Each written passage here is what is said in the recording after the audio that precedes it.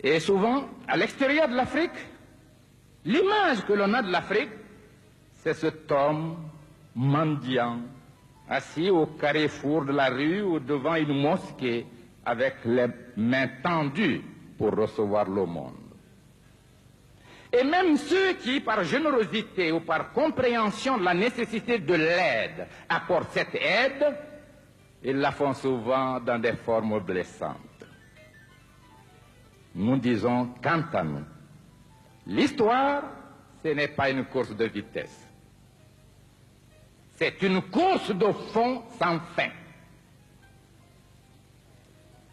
Pour valoriser l'existence de l'homme, il faut nécessairement avoir une conscience historique, et une conscience sociale, et une conscience politique, et une conscience économique, et une conscience culturelle, et une conscience humaine en un mot.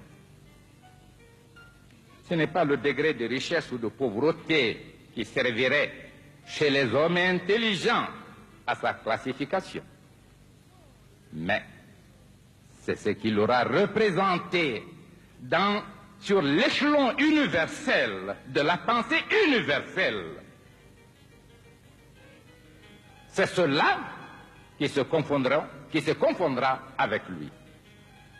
Mais la singularité qui a marqué l'accession de mon pays à l'indépendance a été malheureusement exploitée contre le peuple français qui a été induit en erreur. Parmi ceux qui sont là, beaucoup sont venus avec générosité. De ce monsieur Sékou Touré, on en a longtemps parlé. Je ne le connais pas, je voudrais le voir. Qu'est-ce que c'est? Beaucoup sont venus en répondant à votre invitation. Et beaucoup se posent la question, quel est cet homme? Je voudrais vous mettre à l'aise.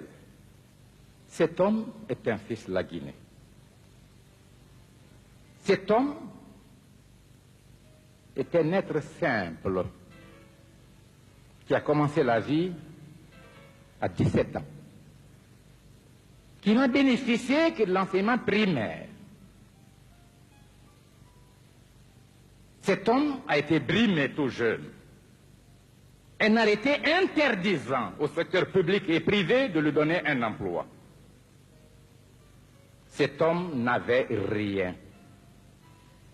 Et au moment où pour la première fois son parti, le Parti démocratique de Guinée, l'avait choisi pour être le candidat député pour le Parlement français, il lui était réclamé 5 000 francs. C'est-à-dire 50 francs français aujourd'hui. Cet homme, pendant un mois, était incapable par lui-même de trouver les 5 000 francs. Mais cet homme était déjà dans la conscience des travailleurs de Guinée. Il assumait les fonctions de secrétaire général de l'Union territoriale des syndicats. Et celle plus importante, de premier responsable de la Confédération panafricaine des syndicats.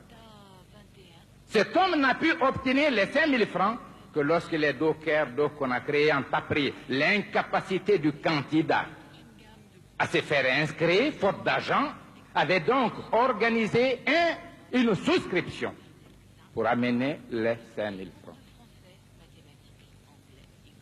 Je suis le fruit de mes frères et de mes sœurs. Et les femmes de Guinée ont pris position pour cet homme, unanimement. Et je ferai de telle sorte qu'elles n'aient jamais regretté leur mobilisation.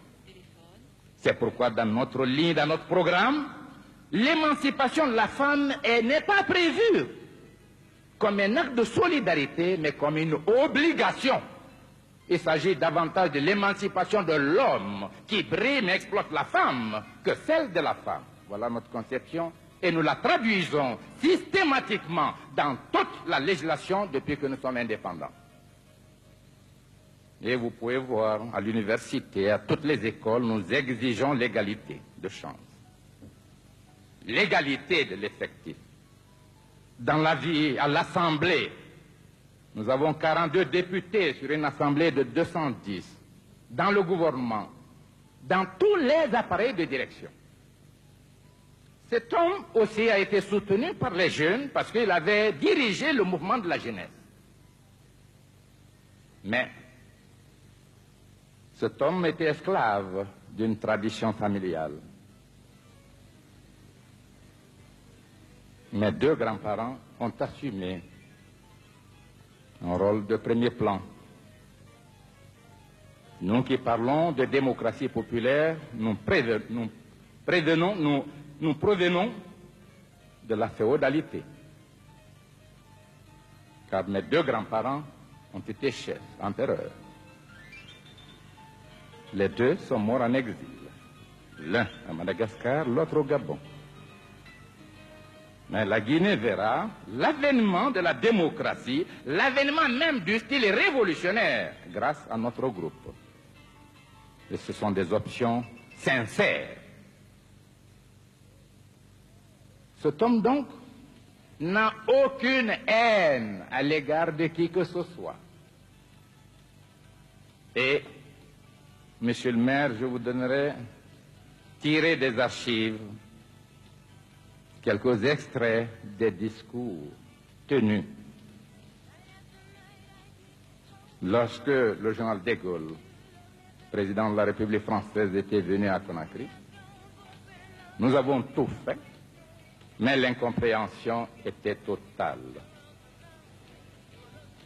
Mon collègue, le président de la République française, M. François Mitterrand, était un ami personnel. J'ai appartenu au même groupe parlementaire que lui, le groupe UDCR-RDA. M. Félix Houphouët-Boigny était notre président, mais j'étais vice-président du Rassemblement démocratique africain, le premier leader syndicaliste de l'Ouest africain.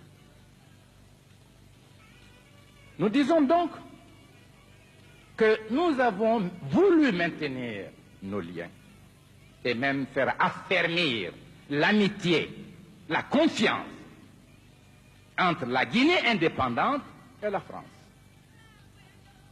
Mais il y a eu contradiction,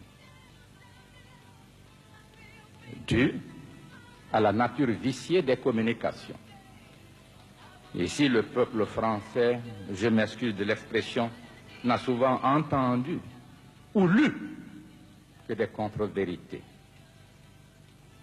Ah, si je pouvais ici être considéré comme l'homme, le militant, sur une place publique, avec n'importe quel homme, discutant devant le peuple français, de n'importe quel thème, de n'importe quel sujet, j'aurais été plus heureux.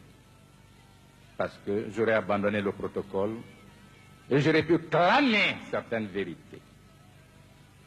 Ceux qui sont venus à l'appel de M. le maire nous accueillir, j'ai dit certains sont des amis, d'autres ne savent pas pourquoi, pour qui ils sont venus. Je voudrais que vous reteniez une seule image, c'est celle d'un homme sincère, un homme qui n'a pas de complexe. Un homme qui n'a aucune rancune. Un homme qui voudrait bâtir avec les Français un avenir merveilleux de coopération entre la France et son pays. Cela est sincère. Mais nous connaissons un fait, chaque pays, quel que soit le niveau de son développement historique, a des besoins.